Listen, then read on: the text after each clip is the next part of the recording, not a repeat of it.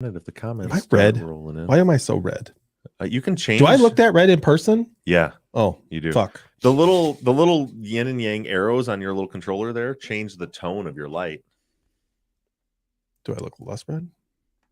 I'm red. You can make it bluer or redder.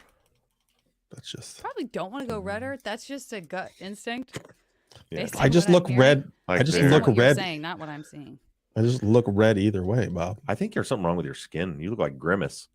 Grimace? It's my It birthday, might be right? that you're, the side that's facing the red of the flag looks pinker, and it might be that you're That's probably absorbing. You know what what I it mean? is. Like the I'm color of the red absorbing is it. bouncing off your face. Well, Osmosis. What's That's the up, thing. people? In the Osmosis live of the red. chat. Look at them go. Oh, I forgot we get to do this. Bibbity bobbity Ruh-roh. boop. Well, Oh, I have to bring up this though in order to. that's Start right. Recording. Oh, No, you're not recording yet. Don't record yet. No, I know, but I thought you were saying in order to start recording. No, in case I need to moderate the chat, I need to Ahoy, friends. have the actual YouTube pulled up. Oh, here we go. In case I need to. Mute that shit. In case I need to ban anyone. So I get trigger happy with the banning. You know what? Can you ban me? Let's ban Zach from the Just chat. ban me from the chat. 1 second video. We got some cool stuff going on here. Do you know what I just realized? We can reply in the StreamYard, but I'm in your thing, so I will reply as you. You'll reply as Truth and Justice Podcast. Yeah, I like it. Okay, here we go. Grayson's go, watching the here we go, All-Star here we game. go. Grayson, did you watch the home run derby yesterday? All-Star game is today. No, yeah. The home run derby was awesome last night. Not that anybody cares besides me and Grayson, but it's good. I used to watch that. So much fun. Where did that? Or did What? I'm trying to do this? What are you doing? Nope, that's not what I meant to do. I was trying to click this. God dang it! They're moving on me. What There. are you trying to do? I was trying to make sure it's Oh. very important that everyone know that Michelle Cochran said glasses Bob is back. The reason, Michelle, is because we have figured out a way, by we, I mean me, figured out a way, no big deal, to have me and Zach on different cameras. And now I'm looking at a screen that is this far in front of me, which I can't see without my glasses. But when I was looking at that screen way over there, I could see without my glasses. Look at that. Apparently, there's more baseball fans in here than I realized. Kelly, anybody? You know what? I'm not answering your silly question without a super chat. You know that's important personal business, and I like What the was the 3 question? cameras. Watch this. You know, who said they like the cameras? Little Hands Bob is Little Hands gone. Bob is gone. But now you can be like, hey, look, Bob's talking. Hey, look, Janet's talking. Hey, look, Zach's talking. All of us are talking But I at the like same time. This. Yeah. Wait, no, you gotta I like you that gotta get it optical right. Why is my hand so little? Oh, Hang your on, wait, hand wait, is so wait, wait. small. And Bob's hand is so. Wait. There, right there. Hiya. All right. It's the dumbest. We're children. It's the dumbest. You guys should have Our seen. children. Hey, does this look right to you guys? So you should have seen. We had it all figured Yeah, out, wouldn't that be real bad if then that was not right? and then Zach and I turned to look at each other, and we were looking the wrong way. So hopefully, Yeah. So what do you Hopefully- guys see on? Zach is that way for you guys. Oh, where's your YouTube video? Open your YouTube video and see what it looks like. Oh yeah. When where is I it? look at YouTube, it looks the same to me as it does when I see you on StreamYard. So All right. Grayson, I'm a White It- Sox Let me fan. see if I'm looking on the YouTube now. It's gonna be a little delay. I may have to switch this up. Let me. I feel like Bob's gonna hit me. I Yeah. It's a long delay. You guys can Yeah. see. I'm just Yeah, I'm still you're holding my arm. I think it's Are you right. seeing my arm Yeah. on Yeah. YouTube? you look right. It still hasn't caught up for me. I'm still holding my arm, and it's still not up on my YouTube. That's all right. Oh, it's there's a How little about- bit of delay, but it's definitely How about now? Tracy, I did cut the threads off of my hat too, by the way, because it was. I wear this hat all the time, as you can tell, because it's falling apart. They don't come like this sweet vintage look. But I was having problems tattooing because I could see them, like as they're just right here. On the little I feel Yeah. like let's get real for a minute. You had to have ground that down. No, I have not. on the I concrete. have not. How does it? I see people with hats like that, and I think That looks cool. Why don't mine ever look like that? And then I'm like, what would you be I'm rubbing not- your? You just walk around in the air and they fall apart Do you like that. think I rubbed the bill of my hat on the concrete? What Like are I you just- rubbed it on something? Look at it. No, not at all. It just. This is Are you how telling it's- me it just self-destructed like that? Listen, if you wear it in the pool, if you wear it in the sun, if you wear it shooting and you get grease all over, like they just turn out like this. I need to do all This those is vintage, things. buddy. This is Do all vintage. those things so it looks cool. People would pay big bucks for this in one of those high-end fancy stores. Yeah. Oh man, I'm wearing some shorty shorts. Here's a fun story. You really are. I am. Wow, that's There's a lot so of many thigh. things I don't want this story to be about based on you wearing shorty shorts. Wait, so are you I'm wearing really shorts or are those hoping your that- underwear? These are shorty shorts. Here's the thing. I've started wearing for my workout clothes. I've started wearing 5-inch shorts because I'm pretty proud of these massive thighs that I've built, and I want everybody to see my muscles. And that's why. Okay. Oh, that you changed the. that it was says the crickets crickets. button. It says That was the crickets. crickets button. Yeah, time for an ad. Oh, that was the crickets button. No, so the other day I look on my credit card thing online and it says a $59 charge from Fabletics. And some of you in the chat here may know what that is, but Fabletics is a workout clothing company who you pay a membership and you pay $59 a month, and every month you pay your $59, you get a credit, and then you can go on their site and use that credit to pick out a clothing item or an outfit. They always have like a series of outfits. And Becky used to have it years ago, and she had told me several years ago that she had canceled. Well, I see this $59 charge, and I'm like, did you join Fabletics again? She goes, no, I canceled that like long time ago. I'm like, well, they're charging us. And she's like, no, that can't be right. And I'm like, well, they are. We need to check this out. And I look, I'm like, they charged us last month too. So like, oh shit. So then she like gets on and like tries to like log in. And of course she can't remember her password or anything. Finally figures out an email and password that works, logs in, says, see, it's canceled. There's nothing there. Okay. And I'm like, well, I'm going to then dispute this with the credit card company because they're scamming us. Those bastards at Fabletics are scamming us. So I did that. And then they sent me an email back the other morning. I'm laying in bed and they're like, your dispute has been resolved and you're wrong. Fabletics sent us this copy of this letter and this thing where you signed up to pay this month much on this month. And this is when you did it. And they've been charging you ever since. And I'm like, well, what? And then I realized the email address on the account was an email. So you've heard me say before that if you look through my GoDaddy account, all of the domains that I buy are all the businesses that I've done over the years, and some that I thought of and never did. So years ago, I used to make these rustic cupcake stands, and I started a little website called ruffsrustic.com. Hold on. Can I vouch for something real quick? Mm-hmm. I know this is ruining your story, but when he talks about like buying web domains, when we started Bob and Weave, Yeah. he bought every title we came up with before Bob and Weave. Yeah. Like if we said, we're going to name it On the Fence, he's like, I got it, onthefence.com pod, like what, everything. While we were You brainstorming, get drunk off of you go into like a Yes. feeding frenzy like a shark, but it's Oh, yeah. domain names. every idea for the show name we came up with, I bought every variation of that domain in real time. Idiot. Yes. Yeah. Idiot. But one of them was ruffsrustic.com. Was the thing I used to make these cupcake stands out of like logs, and they were pretty cool. I stopped doing it. It's too stressful because they're for people's weddings and people were on deadlines, and if something got messed up, it was just freaking me out. So I stopped. But anyway, it said that Becky had used her email address with that domain as her login. And I'm like, what? She's like, I haven't used that email address for years. So she punches that in, guesses the password, and she's like, I'm in. Oh. And she hands it to me, and I'm like, it says you have 46 credits. And she's like, yeah, 46, huh? And I was like, 46 credits times $60 a credit. Oh, And I start punching it into a calculator, and I look at her pulling her sheet up over. We're still laying in bed over her head. I'm like, "That's $4,000. You you spent $4,000 on something we don't even have anything." And she's just hiding under her blanket. Damn it! Yeah. And I like immediately like jump on to like the Fabletics like live chat because she's like, I think you can only buy one thing at a time. I'm like, we gotta buy shit for 2 years to get rid of these credits.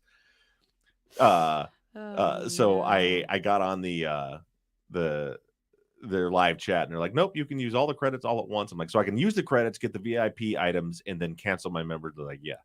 I'm like, so now the only way out of this is for us to go to fabletics.com and do a shopping spree and pick out $4,000 worth of athletic clothing. See, I'll send Hashtag you my not a sizes. sponsor. Bella was mad because Becky didn't tell her about it, but her and I, because like, oh, they got men's stuff too, but they've got like 3 models of shorts and like 3 models of shirts for men. And most of the colors are like very like I wear dark colors generally, and they're all like pastel.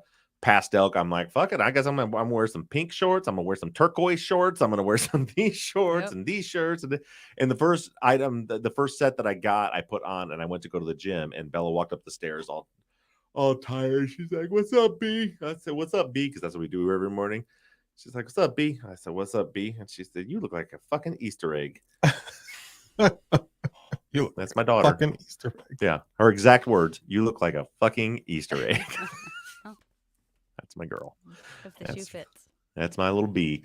Yeah. So, but I ordered some 5-inch workout shorts because now I feel all weird when I wear regular ones. I wish you wouldn't have pointed out how short those were. Well, I'm sitting down. They're not. Look. No, don't show anybody. Everybody wants to see it. Nobody wants to see it. Listen. Not that short. Oh. No, they're not that short. He was sitting down a second ago, though. They're way shorter when he sits down. Yeah, no, they're not that short. Well, look at that. Oh, look at those sons of bitches, right? That's crazy. Yeah, that's crazy. They're white and pasty. I don't know what's more upsetting. And that is a result of my elk guide in Colorado telling me that your success is going to depend on your legs and your lungs. And I was like, my lungs don't work and my legs are super fat. That's bad. Not anymore. Build some legs and lungs. Oh, no. Okay. But see, they're not as short as but right now they're.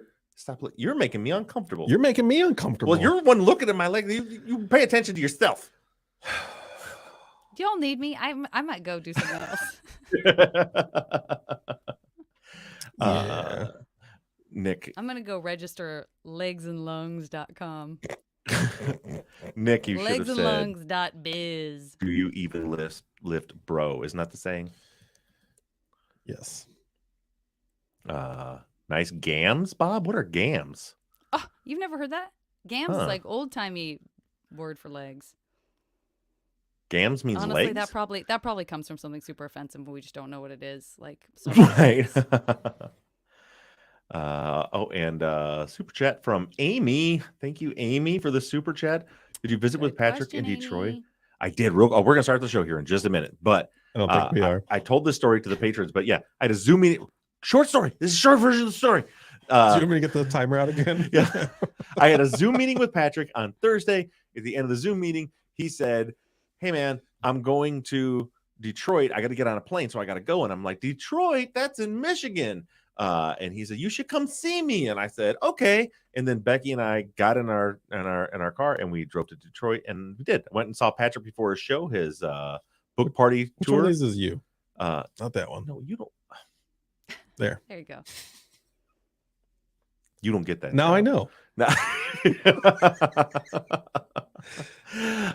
Yeah. So yeah, I got to hang out with Patrick for a little bit, and then watch the show, which was hilarious. If you get a chance to go see his book party show, go watch it. It's very fun. Oh, I like Don's comment. I just put it on the screen for you. No such thing as a short story. Don't ever put Don up there again. His name's Doug, by the way. Oh yeah, sorry, Doug. Okay. What?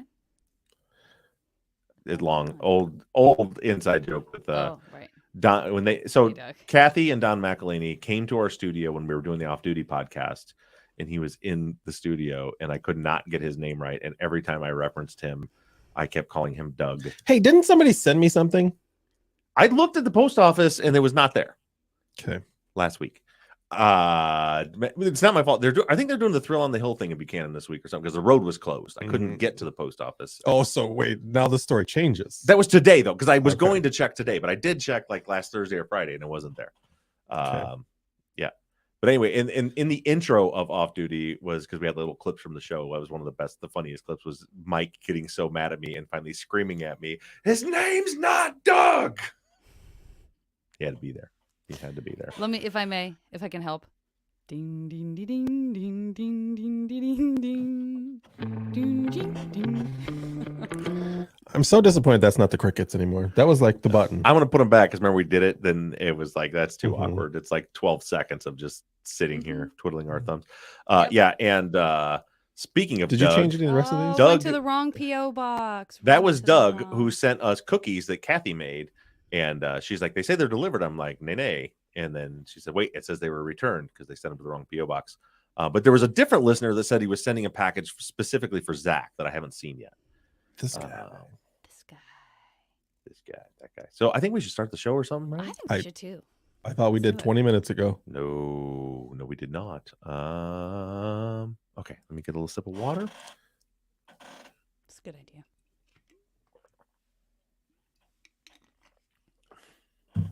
Zach has to drink through a straw because he's a baby. I got to I get will my spill it. truth and justice. My big truth and justice is that Erica sent is so big in this space that I had it one day and I like fonked everything because it's like, yeah, that's like a nice big. Yeah. But anyway, I got to figure out how to like navigate the space better with that. Okay. Ding ding ding. That's going to be our new crickets, our new when we ice somebody. All right. Ready to do this? Ready. Yep. Do you know that I had to edit This the doesn't follow-up feel like last? it's starting. No, did you hit record already? No, you didn't tell me to hit record yet. Good. Because I realized when I was editing last week, like editing 3 tracks is a real mother. Yeah. Real quick, what last super chat before we start the show? Tiffany, thank you for the super Fair. chat. Zach, living in the stank, or did Bob wash finally? Do I need to smell him? Like, what do you want me to do? Give your thoughts, and then I'll The give the answer. implication is you can already be smelled if it's bad. I Like, you don't don't have have to a lean good forward. smeller, so I'm saying he's fine. I'm fine. However, not 3 minutes before I walked out here, I went and gave my wife a kiss to say I'm going out to the studio, and she said, and I quote, "You smell like a sweaty boy," is what she said to me. So, sorry, Tiffany, I have not Thanks. showered today. I am not. Luckily, Zach does not have a good smeller. Don't have a Great. good smeller. So we're Broke it a bunch of times. fine. Here we go. All right, hit record. Recording. 1, 2, 3. Oh, solid. Oh, I thought you were high-fiving me. That's weird. Weird. Ahoy, friends. Thank you for tuning in to Truth and Justice. This week, Bob pulled back the veil on the new season, and I'm super excited about it. You are currently listening to the first Friday follow-up of the season. I'm Zach Weaver, and as always, I'm joined by Bob Ruff and Janet Vardy. So without further ado, welcome to Season 13, Truth and Justice, Missing Persons. Thank you, Zach, and hello, everybody. Thank you, everybody in the YouTube chat for joining us, and those of you who sent questions in on Facebook. Man, we had quite a response to Zach. I will tell you, I'm happy you stopped me from spoiling it Yes! because a lot of people were very excited. I'm glad. on Sunday. I know people were not happy with me after last Friday. Right. So, Yeah. But by Sunday, everybody was happy. And because of your wanting to keep everything secret, I don't know if you noticed, but I didn't on the episode, I didn't post the new logo. I mhm. didn't put in the description what the new season was. I just Love said it. So I wanted people to get into it. What did you guys think of so I was on my own editing this week. I did the mashup of all the old intros. What did you think about that? I'm gonna be honest. When the West Memphis 3 intro came on, I got goosebumps. I mean, Yeah. that got me. So I actually thought when I was listening back to it, I was like, oh, I hope people don't think that we're going back to West Memphis 3 because it like shifted into that. They figured it out. Yeah, it was a ride through the eras. It was a musical ride through the eras. And yeah, I mean, I did know where the season was going, but it was still really exciting to imagine everyone hearing it and discovering it. And I have to assume that your inbox was flooded instantly. Yeah, so very much so, and I guess right up front, I want to let you guys know that this season is going to be, I don't know, man, things are going to be happening quickly because so I got up about 8 in the morning on Sunday, so the episode had been out for about 2 hours and had 50 emails already coming in from the show. Yeah, and they're just flooding in. You guys are freaking awesome. People sending in cases from all over the place that they want covered. And then I kind of went into panic mode on Monday. So I came in the office on Monday and I'm like, okay, so here's all these cases. Like, this looks like a good one. And then I started researching and then getting ready to contact people about that case.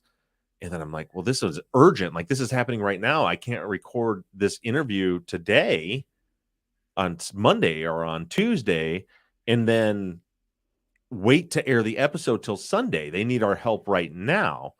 So then there was a whole thing of me contacting Audio Boom, who, as you know, is our distributor. They sell our ads, saying, listen, do our episodes have to air on Sunday?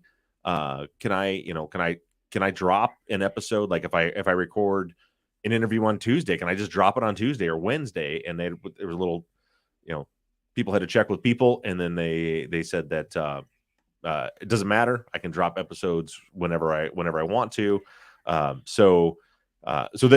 actually the case that I was looking at that I was going to do, so like a day had passed and then I checked and that person had been found, but more were coming in and then we're juggling around getting ready to do this follow-up. Point being, and I guess the only way I can get any live feedback on this is from the YouTube chat right now, what you guys think, but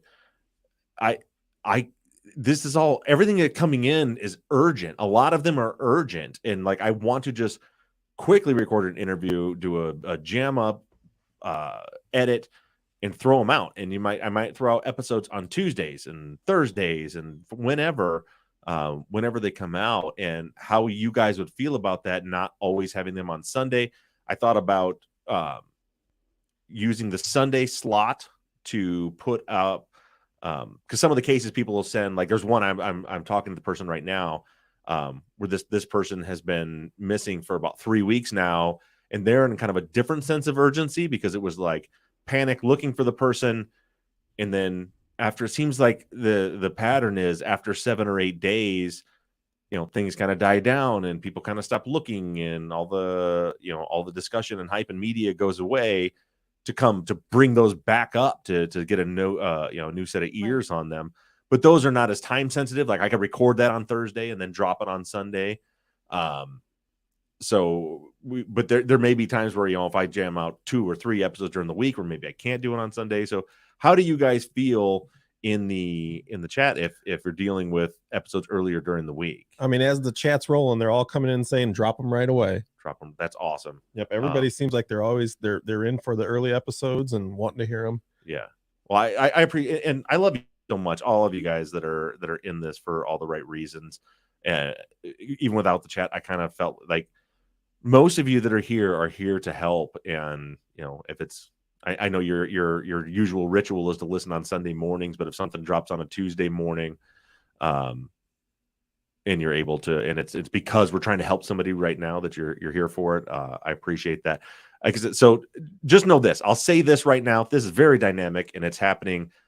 I've been planning this for months, but now that it's actually, we pulled the trigger and it's in process and it's happening in real time, I'm realizing that we may need to make some adjustments along the way to make sure that we're doing our best to help people. So just know that things may be a little screwed. I think we'll get into a flow once we figure out how this is all going to work. But for now, just keep your eyes peeled. Like I said, if it weren't for the fact that the particular person had just been found, you would have a new episode tomorrow morning, which is Wednesday when we're recording this. But that one didn't. It's not necessary at this point. So we'll see as we go along. So Janet, what did you? Sorry, I said what you guys think, and then I talked for 25 minutes. Janet, what were your thoughts about the whole thing? No, I mean, I'm so interested in how this is all going to work, and that, to be honest, sort of segues into some of the questions that we got on our follow up post on Facebook, because people are showing up for it and they're excited about it, but because it is, like you said, such a break from our normal routine, people are very curious to know more specifics about the logistics of everything, what kind of cases, how recent, what are the circumstances need to have been or be, and other criteria, and also just people being sensitive to the possibility that there are people who are reported missing who in fact they need to stay missing because they are leaving an abusive relationship. Things like that are, that have maybe a different kind of nuance than things that seem a little more straight ahead. So I know that there's just a general, everybody's clamoring to get more information from you about how this is all going to work. And, as you've said, some of that we don't know yet. But I would love for you to break down as much as you do feel like you've kind of wrapped your head around. Yeah. So first of all, like the types of cases, what I'm looking for are cases that like need our help right now. Somebody, and this wasn't like a troll or anything. This is a longtime listener had made a comment on one of our posts that said, so basically this is the Vanished podcast with Marissa Jones. And I said like, no, it's like Marissa is amazing and her podcast is amazing, but what she's doing is very different than what we're doing. I think she does do some more recent stuff, but if you look through her catalog, most of her stuff is like, here's a missing person's unsolved case from 1986 or wherever. And she's doing great work and she's breathing life into the case. What I'm trying to do is something like it's not going to be nearly as polished and perfect in narrative. It's going to be very quickly like, hey, here's a case. This is happening right now. These people need help right now. And so let's put it out there and then let's go help them. And that could mean a lot of things. Like I said in the episode, like something that's happening right now this week.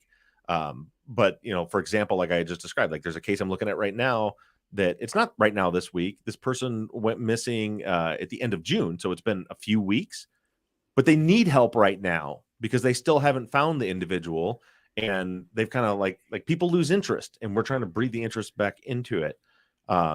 So any of those cases where it's like here and now, there are people out there that need help. Now, one thing that is a little tricky is, and it's something I really hadn't considered until a lot of our very, very smart listeners with a lot of life experience and education in this have pointed out to me. They're like, we need to be careful not to go find people. Like if someone, say a woman is leaving an abusive, she's running away from an abusive relationship, you don't want to go, we don't want to turn a bunch of people loose to find her. Correct. And then send her back into that abusive relationship.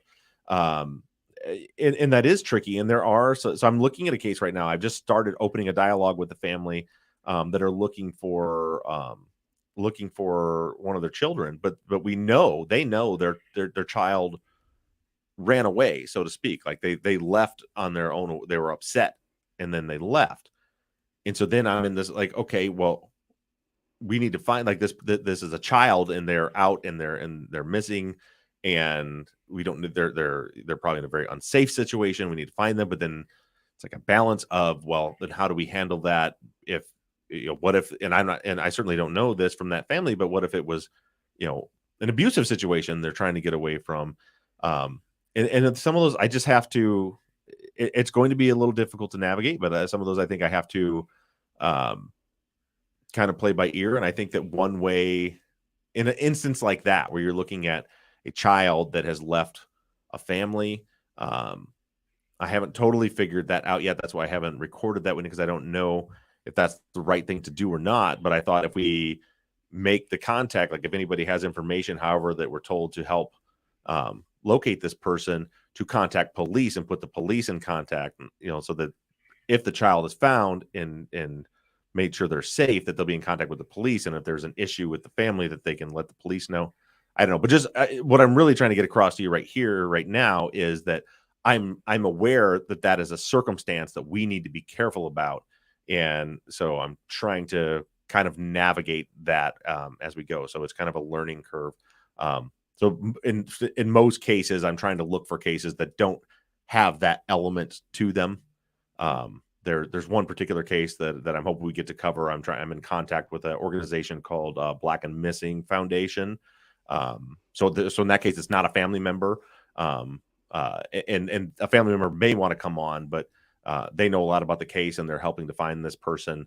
And that's one where I know like this was not a runaway from, they weren't leaving to get away from their family. Something happened to this person. So yeah, I like the idea of some of those organizations that are pre-existing that are maybe more localized that have pre-vetted the situation, and that, in looking into the organization, we see that they're doing really great work, and then we could amplify in such a huge way something that is both fresh, but also maybe has I'm not saying this would have to happen with every time, but just, I know Black and Missing is, very notable org, and knowing that they are, that they've already started the process, like that might help with some of the, quick turnaround that we're talking about, and also just information gathering and respecting the families of the missing and all of that kind of stuff.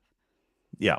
So I guess the short answer is that these are things we're working on. We're trying to be very careful about what we select right now moving forward. But one thing, what I want to make clear is that what I found in the 2.5 days since this episode came out, is that there are so many people out there that are begging for help. And I want to make sure that we can provide that help. We just have to find the exact right way to do it. I see on the YouTube, Luigi asked, why are you not doing a wrongful conviction? And I think you covered this a little bit when you were talking about needing to pivot just for this season. But do you want to just refresh folks for maybe somebody who's jumping in now freshly to this new season, and kind of hearing a little bit more about what caused you to want to take this break? I will say break rather than a pivot to an entirely new thing, because and that's what this is. This is a season. It's a break away from the wrongful convictions, and it was for a number of reasons. One, I went through the case submissions we had and just didn't see anything that really jumped out at me that I thought would be the perfect next case for a wrongful conviction case. So that was part of it. And another part of it, very honestly, is that there's a level of emotional exhaustion that happens in doing this work, not only for me, but for me and for Janet and for Zach. And for me, this is 12 seasons of doing this, 8 years of doing it, where we have not only the emotional exhaustion that comes with just working in these cases with real people, and just the hard decisions that have to be made every week, every day along the way. But then also you have the negativity that comes online, and you're constantly having this battle where you're trying to do something good. There's people there that are trying to convince people that you have bad intentions when you have good intentions, and you're balancing between the people that are there for the right reasons and want to help, and the people that are trying to sabotage those efforts. It becomes very, very emotionally exhausting. And I sat back and thought, I was like, well, when we're done with this, I don't see a very obvious next case to take. There's some that might be okay, but they're not really jumping out at me. And I kind of need an emotional break. But and we've done this before. There was the season like during COVID where we did just interviews with other podcasters just to kind of take a little break, let me kind of cleanse my palate and reset my brain for a little bit, and then get back into it. But I really wanted to do something with this season that was still using our crowdsourcing model to continue to help people and make a difference. And my hope is to unite some people and just try to put some positive. And listen, I get sucked into it too. When people start trolling and doing stuff, like I try to just stay away from it and keep things positive. But you all have heard me get pissed off and sucked right down into that negativity as well. And I just, for my mental health, for Janet's and Zach's and a lot of yours, that this is a great way for the people that are truly here to help. Even the people that disagree with me about a case. There are people that disagree with me about a case, but they're here for the right reason, and they truly believe that's a case. And then there are people that just disagree with everything I do ever because they hate me for whatever reason. I don't care about those people. But the other ones, the people that maybe disagree with me about a case, but can say, okay, well, I can if we're helping people, I'm all in. Let's help. So it's kind of taking a short break to unite people, to put some positivity in the world, to use this amazing crowdsourcing model that we have built over these years to still do something good and still help people. And also, I get emails, even though we've only ever done wrongful conviction cases, I get emails every day with people sending me missing persons cases, asking for help on missing persons cases. I get all the time. People would be like, I saw you on Web of Death, and this isn't a wrongful conviction, but I've been searching for my brother. Can you help with this? Can you do, so there was a want for people asking for help too. So long answer, but it's first of all, we are season 14 will be a wrongful conviction case. The reason for this is simply because we didn't have the perfect case and we just need a break. And I want to do something to utilize this amazing resource that we have, being all of you, to bring some good and positivity into the world and help some people. So, and there's still stuff going on behind the scenes with Pinion Pines and any number of the Yeah. other past cases too. So just getting a little bit of bandwidth to maybe be able to touch base with some of those as well. But it definitely is very ambitious. I mean, that's one of the responses we got from people who are excited about it. But to do that many states and to try to impact that many different situations in what to some feels like, oh wow, okay, so we're all used to, we just spent over a year and a half on this case. So having that shift, people are hoping that it can have a fast impact, or sort of, and also just the logistics of that, like how do we track these cases as we're moving through them? How's that going? What's that going to look like? And there's some people on the Facebook Truth and Justice Facebook page who are already coming up with some great ideas. I don't know where you are in that either, but It's funny you said that, because my response to that was going to be that, like, I'm hoping that our listeners will figure that out. That's part of. So there are several people that have asked, like, well, yeah, but if you're doing, if the case you do this week is from Pennsylvania and I live in Utah, like, how can I help? There are a million ways to help. One, just like the more people we can get to listening nationwide, like the more, like if you guys are like sharing these episodes, sharing what we can do, and getting people from all around the country, even your area, wherever, more people, that is hugely helpful. Sharing the stories that we're hearing out to your, people that we're looking for, even if you're not geographically maybe right there, but getting more attention onto them. And then there's things like that, like, like maybe that case is in Pennsylvania and you live in Utah, but somehow we need to organize something through Facebook, or there's a lot of organizational stuff where people can step up and say, hey, I can help with that. I've had international listeners that say, well, I just feel really lost because it's far away. Understand, like, I want to do international. I've already had a couple submissions for some international cases too. And I mentioned like Australia and Canada and England. But like somebody was like, well, I'm in Denmark. Well, if there's a missing person in Denmark where you need help, we have an audience in Denmark.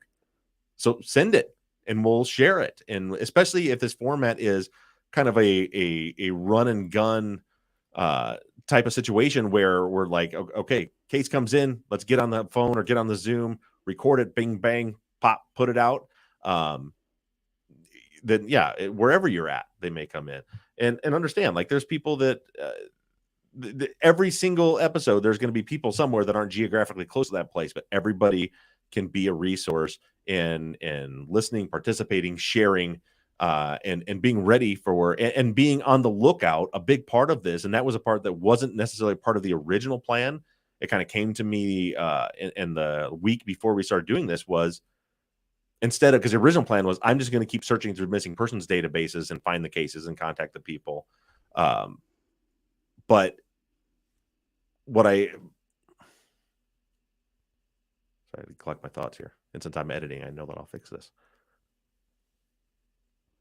But then I thought, well, there are all these cases that come into me. All of you that are out there are hearing the cases that are happening locally. And so that was another element. So, even though the case I'm talking about this week is in Florida and you live in Nevada, but when you hear a case in Nevada that's happening and you send it in, that's how you're still helping. Why this whole thing, we just all work together. Great. Okay. I'm sort of parceling through these because I think we've been getting into a lot of the answers that we've been seeing on the Facebook just organically by virtue of this conversation. Mhm. Grayson wants to know. So this, I think you sort of answered this in order of urgency, or however things are being able, like however things are playing out that makes sense for when you release them. But Grayson had some curiosity about the order, if there was going to be any kind of specific order that you were bearing in mind, or if it's more just kind of handling things as they come in, as they become workable, and sort of acknowledging, like, yes, we've now covered a case in Florida. Let's show some love to this Mississippi case, so that, it's just sort of Yeah. happening, as you said, in real time. Is that kind of the plan right now, or? Yeah, yeah. So I'm not searching for each particular. I thought about doing that when the plan was for me to try to search and find these cases. But with you guys submitting it, and that's already, like I said, I mean, now by Tuesday, I've had hundreds of submissions already. So you guys are already out there looking and sending. And I've had people, like family members, saying, like, my son is missing, I need help, that are reaching out to us directly. So the plan, we'll take the cases that come in that are important, and they're all important, but a case that seems like, oh, this is something we can help with right now, we'll take it. Out on our big investigation board out there, I have labels for every state, and so as we do one, we'll pin the missing persons poster up there. That's how I'll keep track of the ones that we've covered, and then keep updating them and writing notes on them as we move along. And if we get towards the end, if we've got 45 states that we've covered them in, then I might start looking for cases in particular states. But right now, it's just going to be organically when they come in. Okay. Yeah, Schaefer had a suggestion in the YouTube chat. Says, drop episodes when info and interviews occur, and on Sunday, highlight older missing persons cases from those states for the longer form crowdsource support. Yeah, that's a good idea, Schaefer. And that's kind of what I'm leaning towards. The only thing I'm warning against is if those quickly right now happens to end up being 2 or 3 episodes in a week, I just may not have the bandwidth to then do a 4th one to put out on Sunday. Right. So you just got to kind of play by ear. So that's kind of the plan, is to, as of right now, that I came up with about 30 hours ago, is to take the ones that have a little more, less of a time crunch on them, time urgency to them, and record those for Sundays, and do the more urgent ones right as they come in. Got it.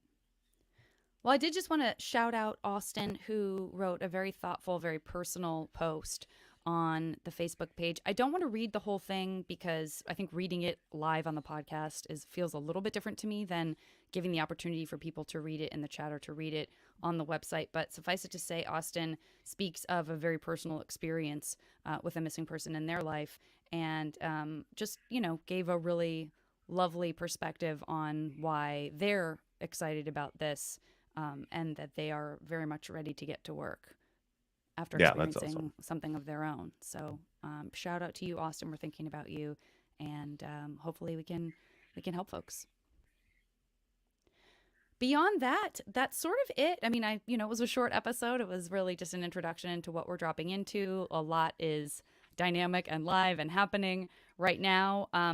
Always have at least a couple folks who are interested in any updates on past seasons. I know Carla had made a post wondering if there was any news you could share with us about any of the past cases on Truth and Justice.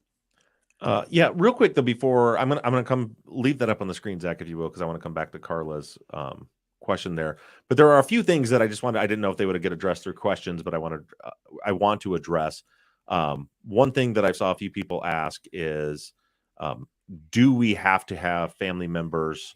Is that like a criteria? Does there have to be a family member come on in order for the case to be featured? I touched on that earlier. I think that's why Janet kind of skipped over that question. I thought you answered it because you said not necessarily. Yeah, and I just want to reiterate that no, it doesn't have to be the case. I'd like somebody. One case I actually have talked to the detective that's working a case, and asked if he would come on and talk about this particular case, and he said he was willing to, but I have to go through the PR department to see if that can happen. So those are things that are being juggled around. So no, it doesn't have to be a family member. And another thing is, like, some people, and this, I'm sure there are some people that have this as a genuine concern, but it seemed like the same group that the kind of that I don't think necessarily has the best intentions, or like, well, this is going to be exploitive to families, or how are you going to protect the families? I want to make, we're only featuring cases where the families are asking for exposure. So I just want to make that very clear. We're not digging up a case that's a missing persons case where the police maybe put something out and the family doesn't want media attention. We're literally only covering cases where the family is saying, please, someone help us get the word out on this case. Those are the ones that we're covering. So I just want to make sure that that's understood. And I think that was, and I think I'd already kind of covered both those before, so but I want to make sure those were clear. And then it was Carla that asked that. It was Carla. Yeah. There's nothing really to update right now as far as I know anything. We're still waiting on Adon's case to get back in court. We're still waiting on for something to happen with Jesse Eldridge's case. That's still just, nothing, like he hasn't like tried anything and been denied. It's just been, everything's just been sitting at a standstill at the Conviction Integrity Unit's office since his brother recanted. Jamie Snow is still going through his court battle. West Memphis 3 is waiting to get back into the Arkansas Supreme Court. They're just waiting for their appeal to be heard there. Sandy Melgar's case is being handled by the Innocence Project of Texas now. We're just waiting for any movement in the case there. I know they're actively working on it. I've worked with them a little bit on the case. I think they're putting together some experts and things for a habeas there. I mentioned Jamie Snow already. I haven't heard anything about the Jeff Lee case. So there's, as far as our cases go, there's nothing new. And as I always tell people, everybody always asks for updates, and that's fine. You can always but just understand, if there's an update, like an important update, I will share it before you ask that question. I promise. Now, there is a case that's kind of near and dear to you and I. Yeah. Which is the Delphi case that's had a little bit of movement recently. Yeah. You want to talk about that? So I think some of our listeners are pretty interested in that case. So Sure. Janet, I don't know if you've heard about this, and I know Bob and I have talked about this at length, I think, but it sounds like there's some possible admissions to some of these crimes. Yeah. What's the guy's name? Richard Allen? Yeah. Yeah. I Well, was I'll about let you to say, explain don't know, it. don't care. I really subscribe to the Laura and Jim. Yeah. I was like, don't know, don't care, but I Gotcha. absolutely, Well, that is his so name. there was the judge that was presiding over the case unsealed about 120 documents, and in those documents there is acknowledgement of Richard Allen possibly talking to his wife and admitting guilt to his wife and his mother, and I believe for his wife multiple times in the case, which is a really interesting fact. Now, I know that they're trying to play out whether he is competent of saying that, or whether they're trying to play with his mental capacity at the moment. So we'll see where that goes. But I know the defense is claiming the admissions shouldn't be admissible because of his mental state from being in prison, which is But they say this is all hearsay. This is me talking now. They say that his mental state declined more recently, and they say these admissions happened in April. So I'm curious to see how this all holds up. They also released a lot of things that they took from his house, which they took a pile of cell phones. I mean, like 20 cell phones that he had at his house. Now, with that being said, I'm kind of a hoarder, and I probably have a bunch of my old cell phones laying around. So maybe that's not as much as it sounds, but it does seem a little sketchy. They just confiscated all these cell phones, some clothing. There's a lot going on in that case, so I'm interested to see where it goes from here on out. And they also did reveal, I think, those documents that the girls were stabbed. They did say that the cause of death was by a sharp object. Yeah. So that was new information to us. So anyway, we'll be kind of okay. Yeah, and that trial, I don't know, they keep pushing it back, but hopefully that'll happen soon, and we'll get the full story there. And then you know what, I want to circle back for a second, because that not wanting to name Richard Allen is not fair of me, because he has not been convicted in a court of law. So right there, I just showed my bias at the information that's been released recently affecting me and affecting my sense of whether or not this person is responsible. I have no idea if he's responsible. That's his name. He's not been convicted. That was totally unfair for me. Yeah. So I just wanted to circle back and say, I apologize. I shouldn't have said that. I'm going to keep an open mind, because that's what we're supposed to be doing. That's awesome. And that's why we love Janet, because she's open and honest and willing to admit if she made a mistake. Yeah. Yeah.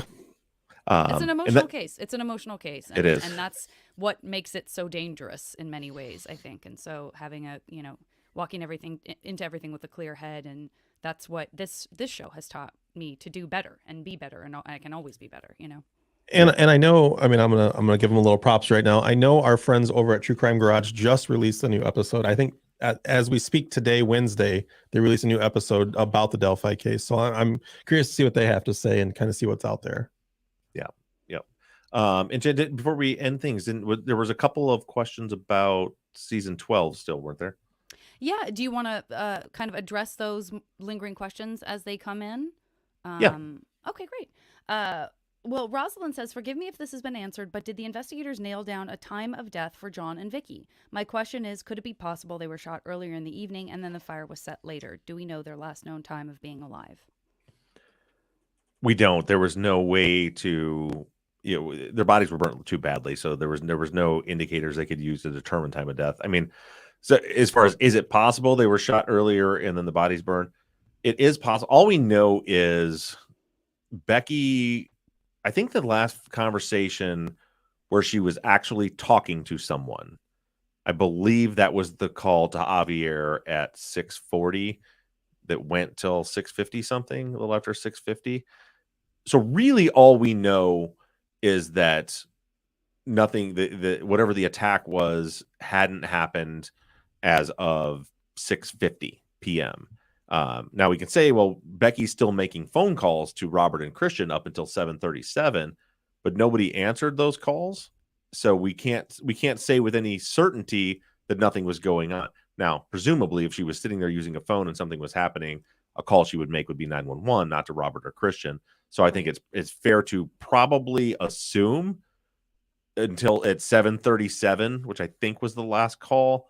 At 7:37, there had been no, the attack had not began yet at that point.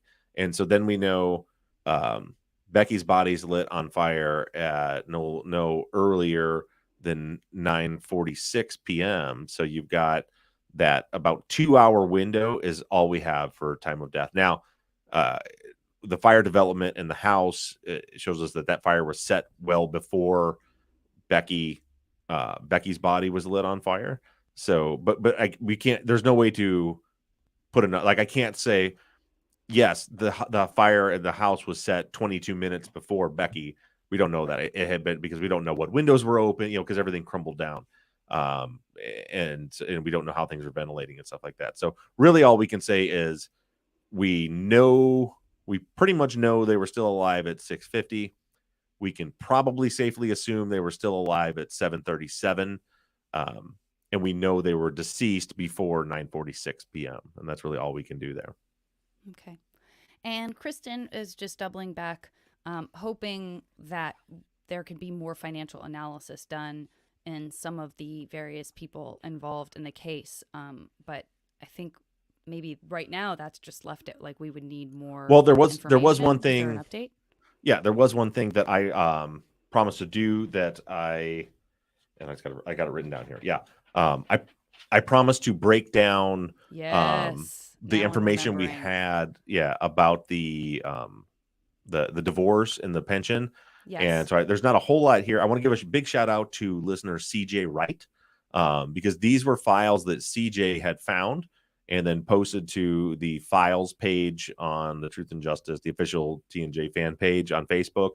So they did a fantastic job on this. And from these documents, and there's the Riverside County docket for the divorce case. There is a document that is Vicky's final estate. There's some documents about probate and how that where Tiffany was finally able to get, the insurance and stuff, that she was finally able to get that in 2010. Mhm. And there's a docket for that. So from those documents, this is all we know. And there's the one thing that's interesting here is, so we have the docket for the divorce, and it shows all the pretrial motions and blah, blah, blah, blah, blah. And then we find out that the divorce was final on January 19th, 1995. So 11 and a half years before the murders. And you see in there where there's there's things you can't tell what happened, but there's like things on the docket, motions filed and stuff regarding the pension and the CalPERS pension fund.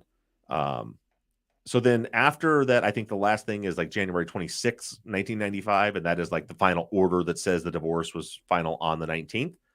And then the case is dormant until January 26, 2005. So exactly 10 years later, Ron, there's something in there that says Ron submitted an order to the court saying that he's removing, and this is just kind of the way I understand it's kind of legal, like Ron had an attorney that was attached to his case, and he has a new attorney, so he like filed a motion before the judge saying he's removing the old attorney and he's adding a new attorney to the case in January of 2005. Then on February 25th of 2005, it says that Ron filed a stipulation for the division of the retirement money. Now, so this is February 2005. Ron said that he and Vicky had a discussion in the fall of 2006.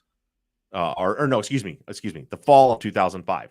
Like when he was retiring, she said she wanted a lump sum and he was going to set that up so that she got the money. He said he did send it up and it moved on. And a chunk, I think he said like $60,000 was moved into an account for her. That's what he said happened. We see that Ron filed that stipulation in March of 2005. We don't know what the stipulation was, but it just says a stipulation for the division of the retirement. Back before he retired. He retired in the fall of 2005. This was back in March. So he did something with the court to try to make some kind of change to what was set up for the division of his retirement money. Then there's nothing else. Like there's no like Judge Grant's order. There's no it's been accepted. There's no reply sent by the defendant. There's nothing. That's the last thing we see is him filing a stipulation, a proposed stipulation in March 25th, 2005. So we know there was activity. Something was attempted at least to be changed from Ron with the retirement at that point. And then there's nothing else. Now, then we go into the probate and the final estate. And what we see is Tiffany ended up getting like $394,435. And if you read through this document, you'll see that there was like, it says like 50,000 in a savings account and 76,500 in a savings account. So I thought, okay, there it is. There's the retirement money. But then you read further down the probate and you see the checks where those were written from, and those were insurance settlements. There was a $294,000 check that was an insurance fund for damage to the house. There was a $76,500 check written from insurance for the loss of the contents in the house. And then there was another $23,000 check written also for insurance for damage due to the fire. So I don't know if that was maybe stuff that was outside. I don't know what that was for. And then they assessed the land value at $50,000 that Tiffany inherited on top of that. And that's where that total amount comes from. And so that is her final estate. And that is what was gone through probate. And nowhere in there did Tiffany get any money from any bank account, much less the retirement bank account. So that's where things are at. And that's why I said there's still questions up in the air about that.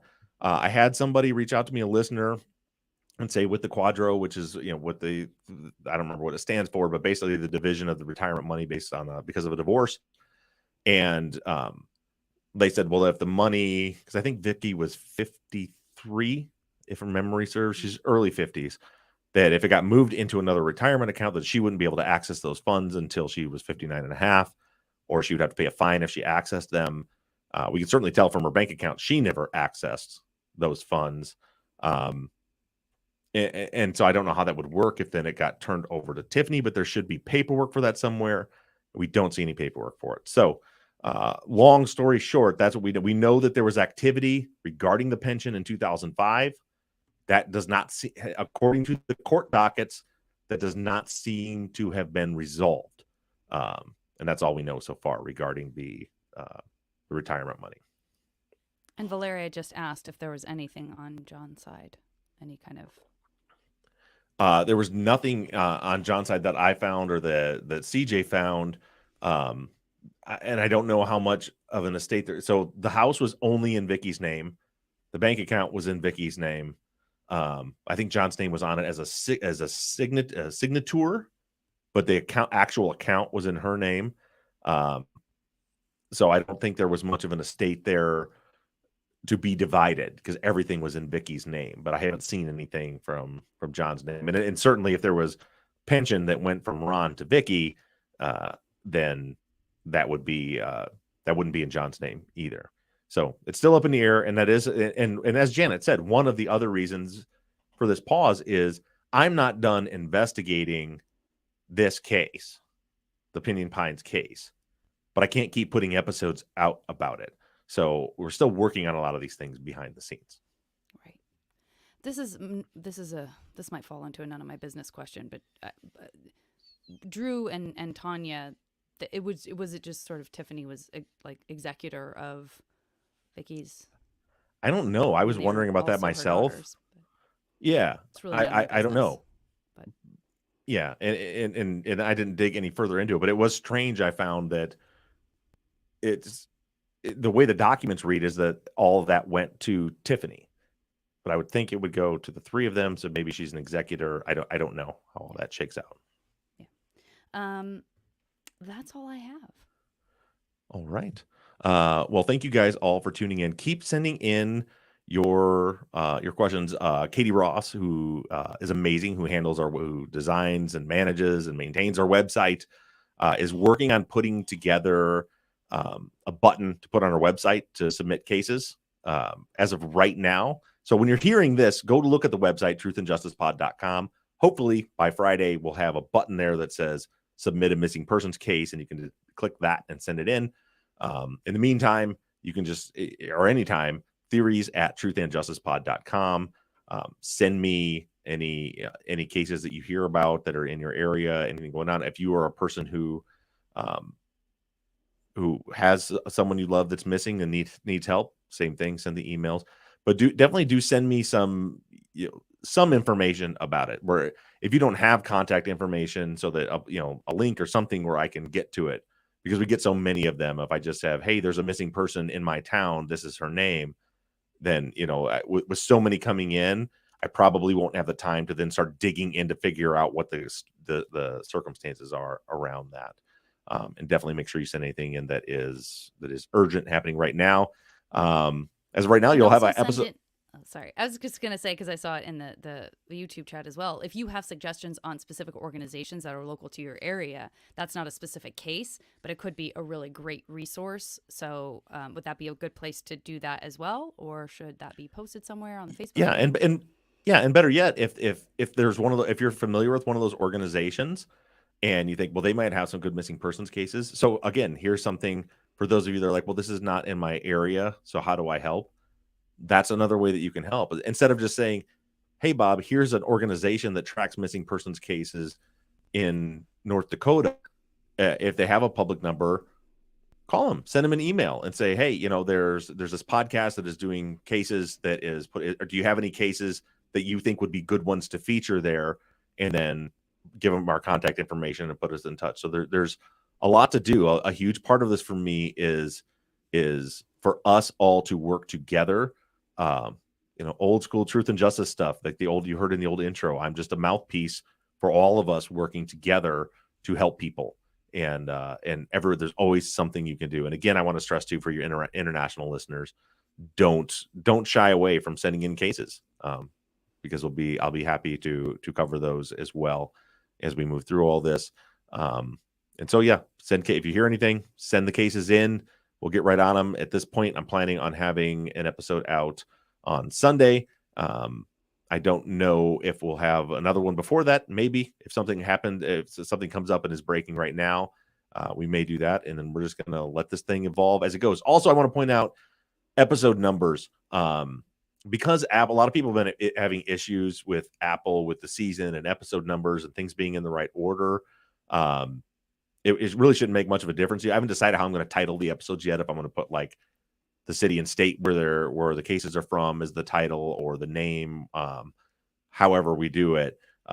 But the follow-ups, because we may have 2 or 3 episodes between follow-ups, everything's just going to be episode 1, 2, 3, 4. So like instead of a follow-up being a follow-up to season 13, episode 3, the follow-up would just be season 13, episode 4, and it'll just be titled follow-up for that week. So we'll just keep everything all in the same format, right in a line, so everything will stay in order. And with that, do you guys have anything else? If you guys want to hear more of me, I'm going to be on the JV Club coming up True. soon. We're recording our episode tomorrow, so it will be dropping in the next couple of weeks, and we'll make sure to announce it on this podcast. I can't Boom. wait.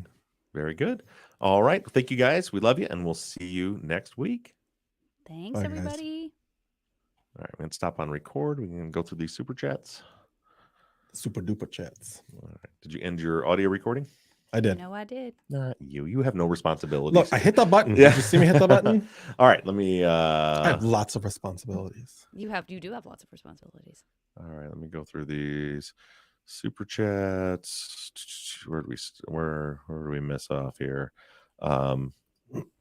Schaefer says what? That's we already get rid of it. Thank you, Schaefer, for that one. Okay. We answered that. She wrote a big one. You can only put so many characters in a super chat. Oh, So gotcha. we featured that on the show. Gotcha. So thank you. Already got it. And Brian Blanchett, thank you for your super chat. We appreciate this. Is always happy to support the show. Let's work hard to help these families who have missing children. And then what is that emoji with the hands? Whoop whoop. It's the whoop whoop emoji. He says whoop whoop. Is it the thing I was doing earlier? T and J Army. No, that was nonsense what you were doing earlier.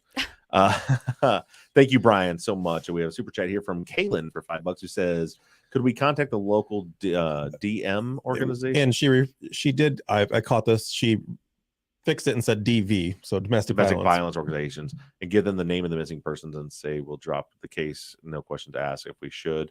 Yeah, Kaylin, that's a good idea. That's a really good idea. I want to make a mental note of that. I don't honestly know if they could even tell you anything, because I don't think they're allowed to say if they're working with somebody or not. That may be true, but it's worth touching base. And you know what I may do, Caitlin, is reach out to some domestic violence organizations and ask them their thoughts on like not a particular case, but say, hey, how should I handle this if somebody's that's like, a great idea. My first thought was with say a wife goes missing, right? And the husband saying my wife is missing, I want to find her, that I wouldn't do the case unless there is a family member also, right? So like if like the husband saying my wife is missing, but there's also mom is saying missing, I would want to talk to mom and say, okay, should we be helping with this? Do you have any concerns about, that she left on purpose or anything like that? But again, it's such a complex issue. So, in most cases, I'm going to really try to look at the cases more so that don't really have that element, I didn't want to say examples because it's all horrible, but we're gonna try to help with those horrible situations. Super chat from Jeanette. Thank you, Jeanette. Says crazy people wouldn't understand your heart, and know you try to do good.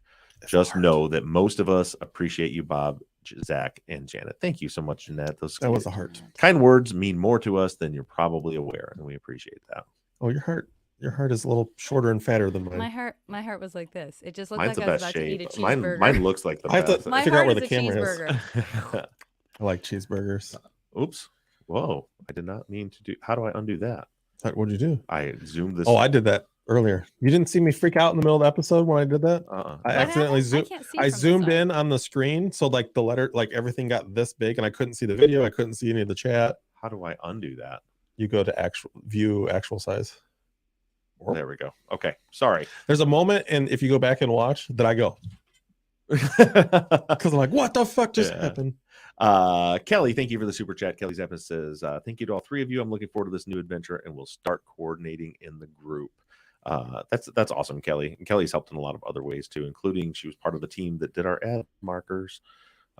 Thank you very much, heroes. Kelly. Kelly is also the ever long captor of the Truth and Muscles image. Oh, She's got it, huh? She has the truth and muscles. Yep. image. And we have Lilius. I'm so sorry. We butchered Lilius. that every Lilius. Lilius. Thank you very much for the super chat and just says so excited for the season. We are ready. And my man Doug says, if I go missing, everyone will look for Doug. that's Don McElhaney. Poor Don. I mean Doug. I mean Doug. Yeah. And Devin just said, thank you, Devin. Devin just sent a super chat with no comment, just wanted to support the show. We really appreciate that. And Schaefer with a super chat says, oh, hell, I realize the character limit is based on the money amount. So here's some extra lunch money. Aw. Thanks, Schaefer. Thanks, Schaefer. I didn't know. So that really, the more you pay, the more words you can say. Awesome. Yeah. So if you want to write a novel, it's going to cost $1,000 to write a novel. Or 50 Fabletics credits or whatever it's called. I have so many short. Like I don't it. All the same shorts and the same shirts in a million different colors. I also though they have scrubs. I have some scrubs, which will be my nighttime clothing. Okay. Not in bed. I don't like to sleep in clothes. TMI? No, I know this. I've stayed the night with you. I feel like that Right. that eye is already out there, TM or otherwise. It's already out there. Yeah. Yeah, that's right. All right, so I think that's enough to wrap it up. For you patrons, we did realize that once I stop this broadcast, it also stops the. Oh, I might be able to change that. All right, so we're going to end this live stream. Oh boy, here It we go. very well may possibly end the Patreon show too. So let's see. But all of you in the live stream, thank you guys so much. For extra content, make sure you go to our Patreon for $5 a month. Also, everybody in the live chat, I'm sorry, tonight is Tuesday, not Wednesday, as so many listeners pointed out when I said it was You Wednesday. scared Oh. people. Oh, the people on Friday won't know the difference. Yeah, I know. Okay. That's why I didn't even acknowledge it afterwards. But Okay, I think can I undo that? Remove that.